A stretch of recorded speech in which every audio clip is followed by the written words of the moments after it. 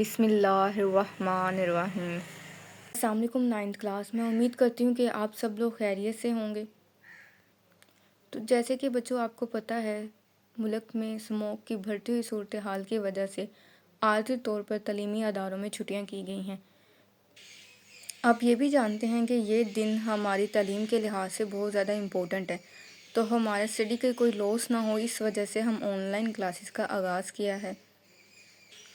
आज online class में आपका पहला दिन है। आज 13 नवंबर की डायरी के मुताबिक हम अपना काम करते हैं। 13 नवंबर की डायरी में हमारे पास यूनिट 4 डाटा एंड प्राइवेसी की शॉर्ट क्वेश्चन हैं 1 to 5 जो हमने लर्न करने हैं, और क्वेश्चन नंबर 3 आपने एचवर करना है। बेटा चैप्टर नंबर 4 में जैसा कि आप जानते हैं कि हमने डाटा और उसकी सिक्योरिटीज़ के बारे में, हम अपने डाटा की प्रोटेक्शन कैसे कर सकते हैं उसके बारे में हमने काफ़ी सारे पॉइंट्स पढ़े थे। कुछ हमने इसकी सिक्योरिटीज़ के इश्यूज़ पढ़े थे, जिसमें हमें बताया गया था कि हमारे साथ किस तरह के फ्रॉड हो सकते हैं, हमारे डाटा को किस तरह इलीगली यूज़ किया जा सकता है। नेक्स्ट हमने उसको प्रोटेक्ट करने के कुछ राइट्स पढ़े थे, जिसमें कॉपीराइट था, पेटेंट था। इसी चैप्टर में हमने डाटा प्राइवेसी के इम्पोर्टेंट के बारे में पढ़ा था कि हमें किन लोगों से अपने डाटा को प्रोटेक्ट करना चाहिए और किन लोगों के साथ अपने डाटा को शेयर करना चाहिए, अपने डाटा पर वर्कआउट कैसे करना चाहिए, पर्सनल डाटा को कीवर्ड्स के थ्रू या पासवर्ड के थ्रू कैसे सेव करना चाहिए। और इसी चैप्टर में हमने साइफरटेक्स्ट टेबल के बारे में पढ़ा था, जो हमें बहुत सारे वर्ड्स को इन रिटर्न में चेंज करने की सहूलत देता है, हमारे रियल वर्ल्ड को एक कोड बना देता है, ताकि वो कोड वही इंसान डिटेक्ट कर सके जिसको इस टेबल के बारे में या हमारे कोड के बारे में मालूमात हासिल है। इसी चैप्टर में आपको बताया गया था कि हम अपने पासवर्ड को स्ट्रॉन्ग पासवर्ड कैसे बना सकते हैं। हमें उन्होंने प्रैक्टिसेस बताई हुई थी कि आपके पासवर्ड किस चीज़ पर कंटेन करना चाहिए, तो वो एक स्ट्रॉन्ग पासवर्ड होगा ताकि वो हैक ना हो सके। हमें कैप्चर के बारे में इस चैप्टर में बताया गया था। नेक्स्ट हमने साइबर क्राइम्स के बारे में पढ़ा था, हैकिंग के बारे में पढ़ा था। हम अपने डाटा को हैक होने से कैसे बचा सकते हैं, किन लोगों से बचा सकते हैं, क्या क्या हमें उसके लिए करना चाहिए ताकि हमारा डाटा हैक ना हो सके। ऑनलाइन फ्रॉड जो स्कैम किए जाते हैं उनसे हमें कैसे बचना चाहिए, वो किस तरह के होते हैं। कुछ ट्रांसलेशन फ्रॉड होते हैं जो आपको एसएमएस के थ्रू या किसी वेबसाइट के थ्रू बताया जाता है कि आपने इतना प्राइस जीता है, तो आप अपनी इतनी ऑनलाइन हमें पेमेंट कर दें ताकि आपका जो प्राइस है वो हम आपके एड्रेस पर पहुंचा सकें। लेकिन ये सब अथेंटिक नहीं होता, ये बहुत सारी इलीगल वेबसाइट्स होती हैं जिनके थ्रू हमारे साथ फ्रॉड किया जाता है। इसी तरह हैकिंग होती है आपकी पर्सनल डाटा की। हैकिंग के ज़्यादातर तरीके यही होते हैं कि हम बहुत सारी वेबसाइट बिना देखे बिना सर्च किए डाउनलोड कर लेते हैं, या उनकी इन्फॉर्मेशंस वगैरह बहुत सारी फ़ाइल्स जिनके थ्रू हमारे पास बहुत सारी ऐसी कोडिंग आ जाती है जो हमारे कंप्यूटर को हैक कर देती है या हमारे सेल फोन्स को। इन सब को national response centre of cyber crime deal करता है, इनकी वेबसाइट भी अवेलेबल है। इस तरह का कुछ भी स्कैम हमारे साथ अगर होता है तो हमें फ़ौरन इनको इत्तला देनी चाहिए ताकि हमारा डाटा रिकॉग्नाइज़ किया जा सके, हमारे डाटा को बचाया जा सके हैकिंग से। हमने इसी चैप्टर में फिशिंग वेबसाइट्स के बारे में पढ़ा था कि हमें डिफरेंट किस्म के ईमेल्स आ सकते हैं जो हमसे हमारे सेंसिटिव डाटा के बारे में पूछे, मतलब हमारा पासवर्ड, हमारा यूज़र नेम। तो हर वेबसाइट पर अपना पासवर्ड, अपना यूज़र नेम अटैम्प्ट नहीं किया जाता, और ये ईमेल्स बिल्कुल ओरिजिनल ईमेल्स की तरह होते हैं। उन्होंने लोगो, पिक्चर्स, कलर्स सेम वेबसाइट्स के यूज़ किए होते हैं ताकि हम उन पर बिलीव कर सकें।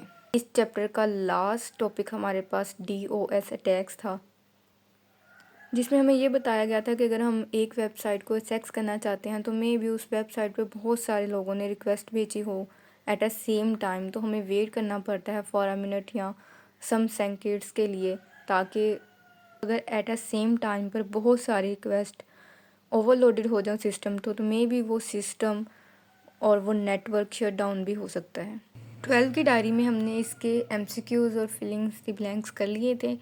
तो 13 की डायरी में हम शॉर्ट क्वेश्चन देखते हैं। फर्स्ट शॉर्ट क्वेश्चन आपके पास है, डिफाइन साइफर टेक्स्ट। तो बेटा पेज नंबर 85 पर आप एग्जाम्पल के साथ इसकी डिफ़ाइन बता सकते हैं। साइफर टेक्स्ट हमारे पास क्या होता है, ओरिजिनल टेक्स्ट को रिप्लेस करके जो हम थर्ड वर्ड बनाते हैं वो हमारे पास साइफर टेक्स्ट कहलाता है। मतलब हमारे पास अगर ओरिजिनल वर्ड पाकिस्तान है तो उसका जो हमारे पास सेंकेड कोड वर्ड होगा वो जिंदाबाद है। उन दोनों को यूज़ करते हुए हम टेबल से थर्ड वर्ड जैसे बनाते हैं उसे हम कहते हैं साइफर टेक्स्ट।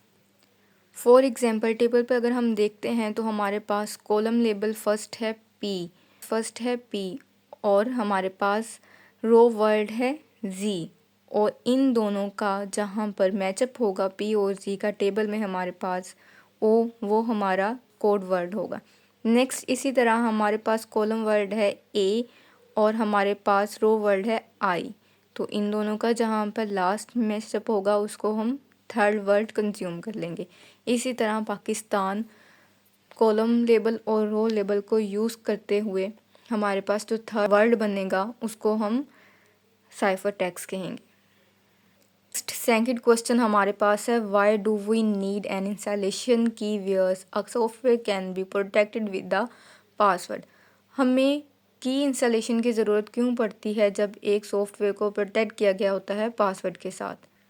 इसका आंसर पेज नंबर 89 पर हमारे पास है कि पासवर्ड सॉफ्टवेयर पर लगाया गया होता है उसको प्रोटेक्ट करने के लिए, ताकि उसे कोई भी इलीगल पर्सन असेस ना कर सके। और कीवर्ड्स हमारे पास जो होते हैं, ये जो हम की इंस्टॉल करते हैं ताकि वो पासवर्ड अटैम्प्ट करने के बाद हमारे सॉफ्टवेयर को स्मूथली रन कर सके। कोई इनक्रिप्टेड मैसेज होते हैं वो उनको रीड कर सके।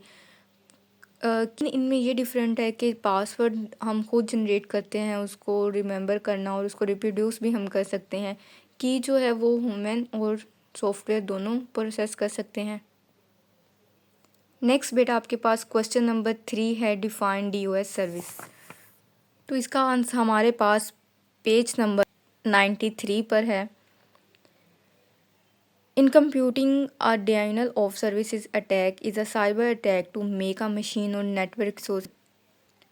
फॉर एग्ज़ाम्पल अगर हम एक वेबसाइट को एट अ टाइम या हम बहुत सारे लोग एक वेबसाइट पर एट अ टाइम रिक्वेस्ट भेज रहे हैं उसे एक्सेस करने के लिए, तो दिस टाइप ऑफ अटैक जो हमारे पास होते हैं वो डीओएस अटैक्स कहलाते हैं। वो वेबसाइट उसको ओपन करने के लिए कुछ टाइम लेगी क्योंकि उस वेबसाइट पर बहुत सारी रिक्वेस्ट आई होंगी एट अ सेम टाइम पर, और अगर ये नंबर ऑफ़ रिक्वेस्ट काफ़ी ओवरलोडेड हो जाती हैं तो वो पूरे सिस्टम को में भी शट डाउन भी कर दें।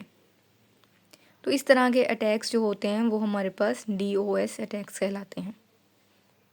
नेक्स्ट हमारे पास क्वेश्चन नंबर 4 है, give a reason to add a captcha on website.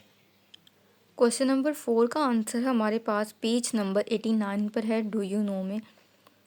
Captcha हमारे पास हम क्यों अप्लाई करते हैं या हम क्यों यूज़ करते हैं वेबसाइट्स पर। ये इसलिए होता है कि अगर एक वेबसाइट को ओपन करने के लिए हमें पासवर्ड रिक्वायर्ड है और वो पासवर्ड हम अगेन चेंज करके या डिफरेंट पासवर्ड ट्राई कर रहे हैं उसके फॉर अ लॉन्ग टाइम, तो वो में भी आपके डाटा को फुलफ़िल ना कर सके। से बहुत सारी वेबसाइट पर एक ऑप्शन होता है कैप्चा का जो ह्यूमन रीडेबल होता है, मशीन रीडेबल नहीं होता।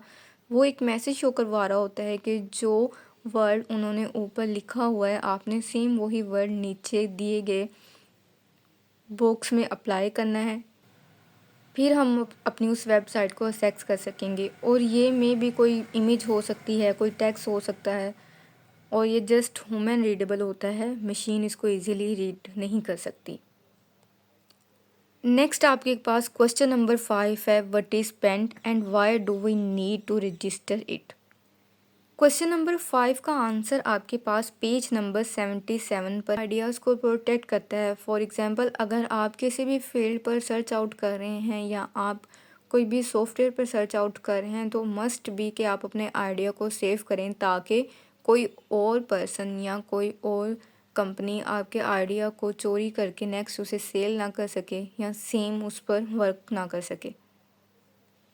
इसी वजह से हम लोग पेंट का इस्तेमाल करते हैं। फॉर एग्ज़ाम्पल अगर आप एक मेडिकल फील्ड में सर्च कर रहे हैं और आपने एक डिसीज़ के बारे में कोई मेडिसिन का आइडिया दिया है तो वो मेडिसिन को बनाने से पहले आपसे आपकी परमिशन दें कि वो आपके आइडिया पर वर्कआउट कर सकते हैं। तो इस पर्पज़ के लिए हम पेंट यूज़ करते हैं। तो बेटा हमारे क्वेश्चन 5 कंप्लीट होते हैं, शॉर्ट क्वेश्चन, और इनमें आपने क्वेश्चन नंबर 3 जो है वो आपने एच वर्क करना है। ये टाइम आपके लिए बहुत इम्पोर्टेंट है, तो आपने इसको ज़ाया नहीं करना, अपनी स्टडी पर फोकस करना है, आपने अपनी ऑनलाइन क्लासेस रेगुलर लेनी है, और अपना जो भी आपको डायरी दी जा रही है ऑनलाइन क्लासेस में, उन पर प्रॉपर आपने वर्क करना है। ये आपकी वैसे भी रिवीजन चल रही है, तो आपने इसको अच्छे से लर्न कर लेना है कि हमारी ऑनलाइन क्लास यहाँ पर ही ख़त्म होती है। अल्लाह ताला हम सबका हामी व नासिर हो। फ़ी अमान अल्लाह।